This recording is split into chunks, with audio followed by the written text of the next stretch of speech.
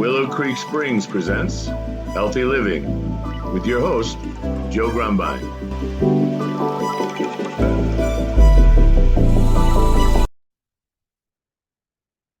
Well, hello and welcome back to the Healthy Living Podcast. I'm your host, Joe Grumbine, and I have a very special guest today. We have Tara Sundem from Hushabye Nursery in Arizona. Tara, welcome to the show. How are you doing today? I'm great. Thank you for the invite. Oh, it's always a pleasure, and I love hearing health-related topics that involve children. I think that children are the ones that get neglected in health until they get to be old, and then they have to figure it out on their own. So why don't you tell us a little about Hushabye Nursery? Yeah, we're a nonprofit organization that was founded initially to help babies that were born substance exposed. So their moms and dads were struggling with substance use and coming to our neonatal intensive care units, going through a withdrawal process that Wow, honestly is really, really painful. And that's with got to the be harrowing. opioid crisis, we just started seeing more and more babies in our neonatal intensive care unit. So our focus is help babies, but ultimately to help babies, you have to help their families too. Wow, that sounds like quite a project. It's wild. This epidemic, this opiate epidemic, has just ripped across the United States. It seemed like it was all about meth and heroin for a while, and then all of a sudden this fentanyl came in and just started just destroying. And I've seen secondhand, fortunately, a lot of situations where you just see these people in the throes of addiction and they just don't care about anything else.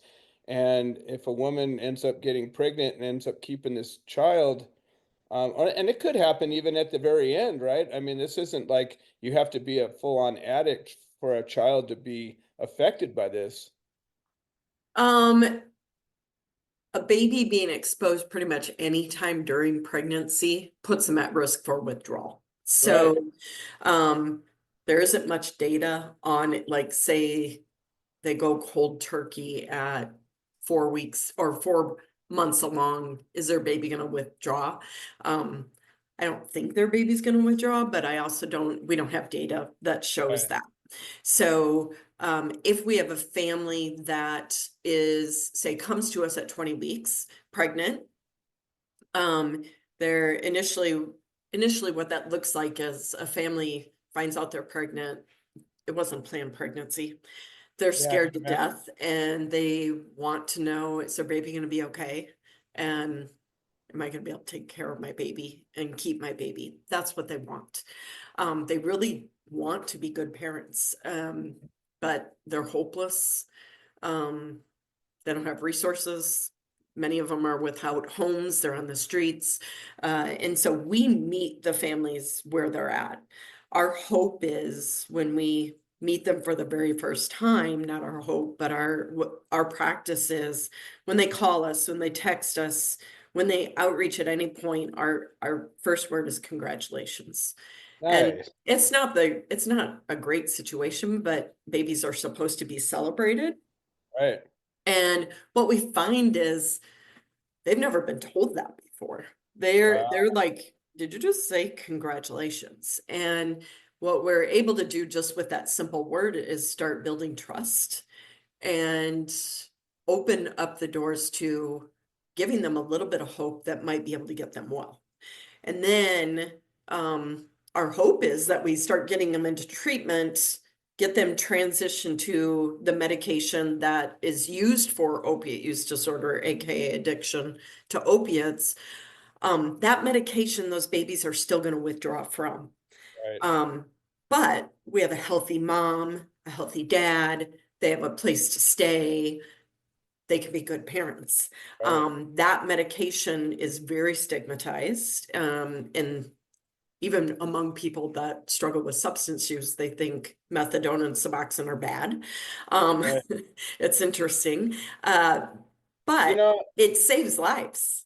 Right, exactly. I think a lot of times people, I have a lot of conversations about controversial practices and therapies and substances. And in many, many, many cases, if you actually get objective and you look at it and you say, what's the good could come of this and what's the harm could come of this, and you weigh it out objectively, you're going to make the right choice. And it might not always be the same one. And I think that's really important. And I'm good on you for doing that. Yeah. Yeah. So our program starts hopefully prenatally, but at any time the families can start working with us. Our nursery, just the nursery portion, is a 12-bed nursery here in Phoenix where babies are delivered in the hospital. They end up hopefully at 24 hours, come to Hushabye, and then they go through that withdrawal process. Our hope is that the families come with them and stay. They can get behavioral health recovery services at the same time while they're caring for their baby. And what we've seen is, compared to the neonatal intensive care unit, going through that withdrawal process, the average time that it takes is 22 days. At Oh, wow. Hushabye, we're down to 8. No way. And Wow. when you ask people what withdrawal feels like, worst Oh, migraine times 100. yeah. And so if you look at that and go, okay, 8 days compared to 22, Right. That's a miracle. it's kind of a no-brainer. Yeah. And then when you look at, making that go quicker, number one, but number two, we're a quarter of the cost of Yeah. the hospital. And then number three, we've been able to, working with parents prenatally, we've been able to flip the amount of babies going to the child welfare, going to foster care, completely around. In the hospital, data isn't really shared with us, but anecdotally, we say less than 25% take their babies home. At Hushabye, 83% take their babies home safely. And when you say that, you go, oh my gosh, you're sending them home. No, we're getting them well. We're getting families well. We're checking on them. We're making sure that it is safe, but we're helping connect families with those resources so that we're able to break down barriers so they can get well. And I knew we'd make a difference with babies, but I had no idea that we'd make a difference, such a difference with the foster care system, with getting families well. It really is kind of crazy, but babies change lives. So the little firecracker for families to go, you know what, I have to get well. Yeah, I really wanted to delve into this a little bit. I've been an advocate for plant medicine and people that were using cannabis 20, 30 years ago and losing their kids. And, it was never even necessarily a harm to the child, but protective services would come in and just take kids from parents when anything was around. And now that this opiate epidemic, I know that in the birthing wards or whatever they call that, um, the parents are tested. There's all kinds of things, and it's like, especially here in California. So in California, we do things a little more rigid than a lot of other places, and they're just looking to grab a hold of something in your world. And I don't know how many times I've heard somebody, maybe it was a medication that was prescribed or something, and all of a sudden they got tested, shown up. Next thing you know, the kid's out of their custody, and they have to fight to get them back. So, Yeah. how is it just Arizona's policy, or that We any of work, them are able to be? we have really built a fabulous relationship with child welfare because our babies, every one of our babies, their families are going to be in contact with child welfare. And so what we've been able to do is help families understand that child welfare, ours is Department of Child Safety, means they're keeping babies safe. And with parents, their number one goal is want their baby healthy, they want their baby safe, and they want their baby with them. And we really, really, really work with families to understand that their goal 2 and 3 is the exact same as 1 and 2 for child welfare. And so instead of that interaction being punitive, it's collaborative. And I honestly believe that our numbers are so good because our families are trusting the process, and Department of Child Safety is trusting us and families. So I can't imagine being a DCS worker. I can't imagine what they see every single Right. day, but to have it where many services are surrounding a family to help them succeed. And one of those is Department of Child Safety, but there's others, Hushabye and the obstetrician, the pediatrician, everybody coming around going, okay, how do we build this family up versus just keep knocking them down? Right. And you see them succeed. You see, parents that have had babies out of home or had rights severed, that this baby gets them well. And it's not just baby, but it's being able to break down the barriers to care, um, to get the family in recovery.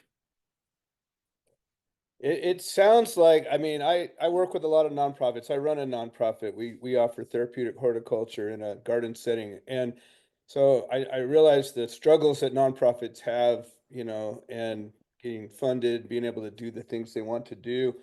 But relationship building is key to this. And it sounds like you guys have really taken the bull by the horns with this and worked on the part that matters the most. And, with these relationships, you can overcome anything.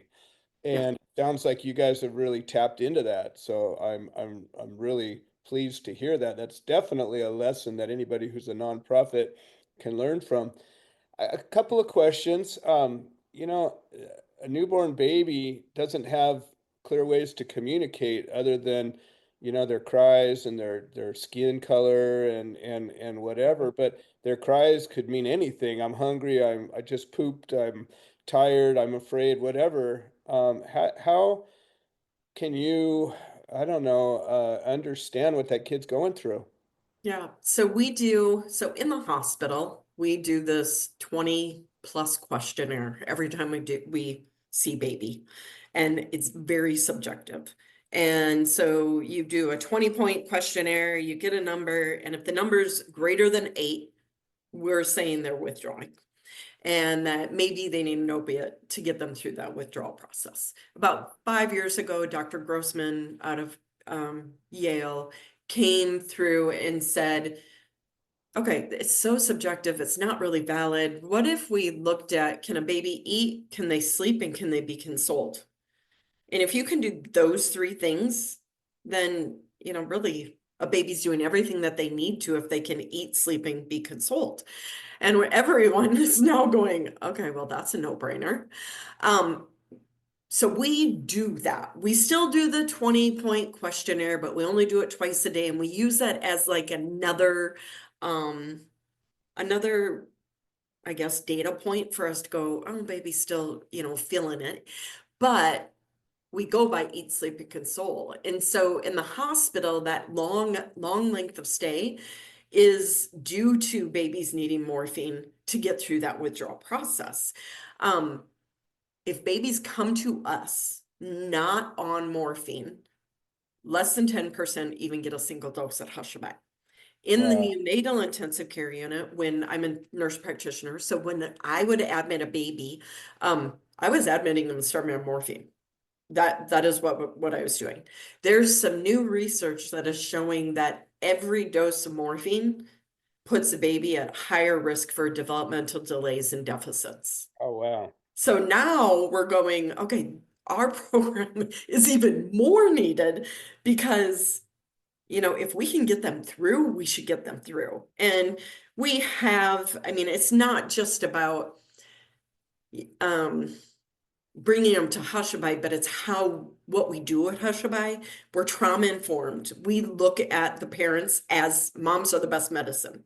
I look at, I want mom there, even if she's just sleeping in the bed. She's doing something with brain development that none of us can do. I'm a baby whisperer. I'm really good at getting babies calm, but having mom in the bed is where I want her to be, or active and cares. But say mom comes and she's struggling and we can see that she's under the influence. What's different from us than the neonatal intensive care unit is I welcome her in. I Yeah. want her there. I, number one, have Narcan, which is a reversal drug for an overdose. I have it in every room, in every nook and cranny. My volunteers know how to give it. I want her around because that baby needs her mom. But number two, when families come in, of course, I'm not going to let them hold their baby if they're under the influence, but I'm going to flip the way I preach that in the fact of she comes in, she's under the influence. I say, oh my gosh, you must be exhausted. You just had a baby. Are you feeling okay? And I get her food, I get her a shower, and then I say, you know what? I'm going to hold your baby while you take a nap.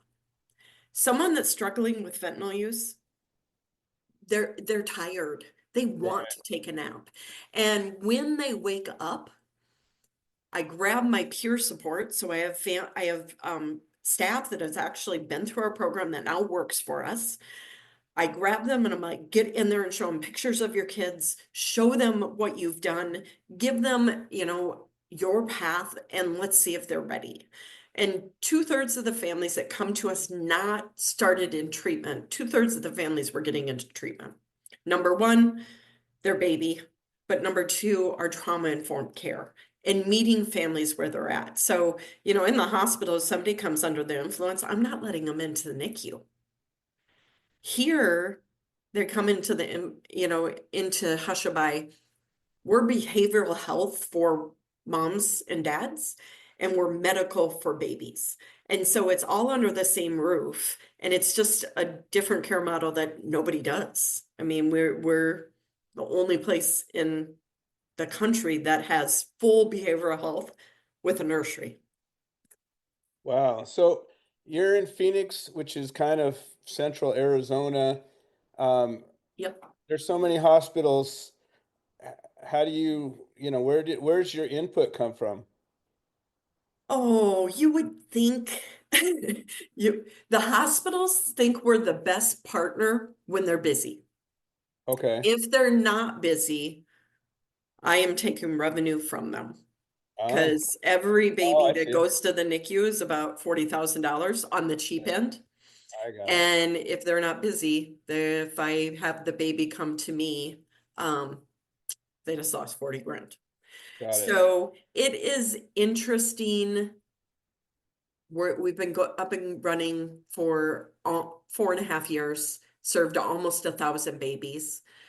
It's interesting with our data and our outcomes that it's still taking a while for everybody to not be swayed by the I understand. yeah, it's System, yeah. I mean, yeah, it's it's still, very persuasive, yeah, especially when you're in their care and they're leaning on you a little bit, saying, "Well, this is yeah, what you need to do," and most people just do it. yeah, I yep. understand. So, how many beds do you guys have? Like, how many babies can you handle at a time? Yeah, 12 babies at a time.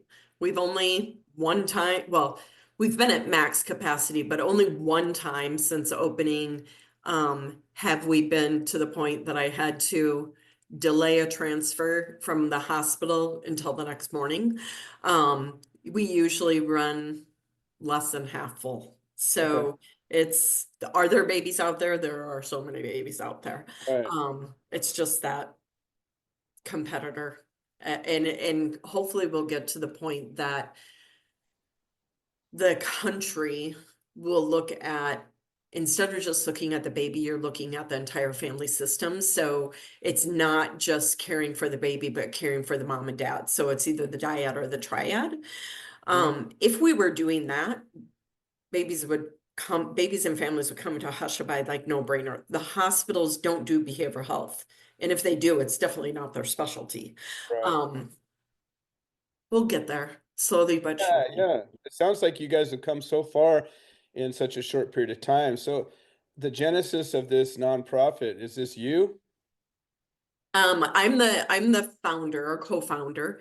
And we have about 100, I think 121 employees, 130 volunteers. That volunteers mostly are cuddlers. They come in and love on our babies. But we have it with that staff because we're 24/7, where we're able to hold a baby 24/7 if we need to. So baby's crying, we just hold. They hit the changing table for a diaper change, and then we hold them to get them through that really hard acute withdrawal process. It just works, Yeah, and sounds it's like the crazy. human touch is a magical thing. Yeah, So it sounds like based on a nonprofit, you're kind of a medium-sized funded nonprofit where I'm a yeah, little teeny still building itself. Where we does are. where do you source your funding from? Medicaid gives us about half of our funding. We Oh, that's fantastic. still, I fundraise for about 3.1 million a Okay. year. So I beg, borrow. Got it. No, I I have totally no understand the problem other side of for, that.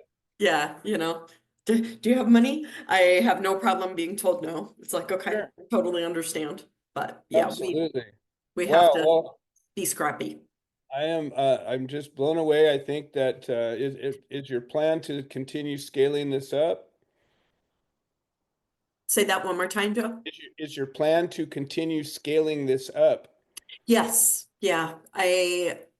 Our Attorney General really would like us to go up north. Um, what we would need for wherever we go next, once we're really showing that we're busy. We will go to a community that the hospital embraces us and looks at us as a community partner. So wherever we do a second location, that's what we need. And I say that just because we have to be able to break down the barriers that our families are trying to overcome. And if we do a referral of a mom that's pregnant, she's going to deliver, and I send them to this hospital, as long as baby's healthy, baby should come to Hushabye. That Oh, isn't the case. That it's just not the case all the time. And that's what we're going to be asking for, and hoping that our Attorney General, government can actually push that down. Do I think that our care model could be countrywide? Absolutely. I mean, what we're doing isn't really that hard. You right. have to have the right people with the right hearts. We'll teach you a little bit of stuff, but could it be duplicated? Absolutely. Oh, fantastic. Well, I think we're just about to the end of this initial interview, but I'm really, really grateful that we were able to meet. Um, how would somebody contact you if they're interested in participating either in your nonprofit or donating, or maybe they know somebody who might need your services? Absolutely. So just go to our website, hushabyenursery.org, HUSHABYE nursery, NURSERY.org. You'll see donate, you'll see I need help. It's very quick. You just click, you can talk with our person and get help right then. Otherwise, we'll give you a number that families can text, they can call, whatever they feel comfortable doing. We understand that it's really scary. So some people just want to go, let's just text and not talk, and we'll do it that way. Absolutely. Well, Terrace, thank you so much for joining us today. And it's really neat to see an organization that's doing something so profound, and I'm glad to be able to help share that information. Thank you so much. Absolutely. Well, this has been another edition of the Healthy Living Podcast. I'm your host, Joe Grumbine, and I thank you for joining us. And make sure and share this if you think that it's interesting so others can know. This has been another episode of the Healthy Living Podcast. We produce this show so that people can share their stories, people that have overcome obstacles, people that are undergoing obstacles. We're building a community of health-minded individuals. If you're interested in supporting the show, please leave a review on the platform you're listening to it on. If you're interested in becoming a guest, please send an email to itsjoegrumbine@gmail.com, or you can send a note into the notes section of the podcast. All right. Well, thank you for supporting this show, and we hope you've enjoyed it.